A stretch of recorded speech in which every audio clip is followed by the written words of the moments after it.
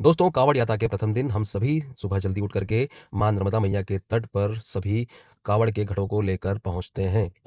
तट पर पहुँचने के बाद हम सभी लोग नर्मदा मैया के बीच में जाकर घड़ों में जल भरने के लिए प्रस्थान करते हैं। सभी मित्र बंधु पहले वहाँ पर स्नान करते हैं, उसके बाद सभी लोग जल को भरते हैं। जल भरने के बाद सभी मित्र बंधु वहाँ पर माँ नर्मदा का पूजन अर्चन करते हैं और वापस से आश्रम की ओर निकल जाते हैं, जहाँ पर हम लोग रात को ठहरे थे। उसके बाद वापस से वहाँ पर कावड़ का श्रृंगार किया जाता है, बाबा महाकाल का श्रृंगार किया जाता है और वहाँ पर अन्य तैयारियाँ की जाती हैं।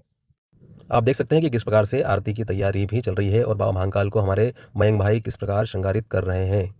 आरती के पूर्व सभी लोग एक दूसरे को चंदन लगा रहे हैं और सभी यहाँ पर वस्त्र पहन रहे हैं और आगे के लिए यहाँ पर तैयारियाँ की जा रही हैं।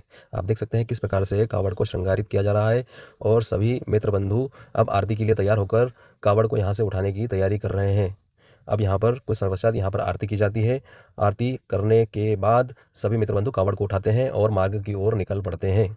इसके बाद लगातार 15 किलोमीटर चलने के बाद हमारा स्टॉप आएगा, जहाँ पर अल्पाहार के लिए सभी मित्र बंधु वहाँ पर ठहरेंगे और 1 घंटे के विश्राम के बाद पुनः कावड़ को लेकर के प्रस्थान करेंगे।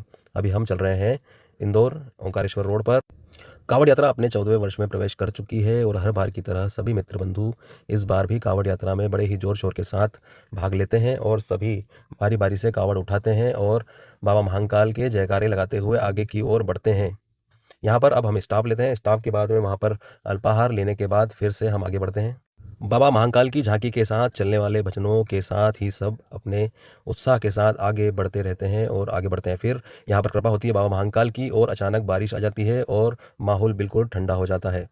हम आगे बढ़ते रहते हैं।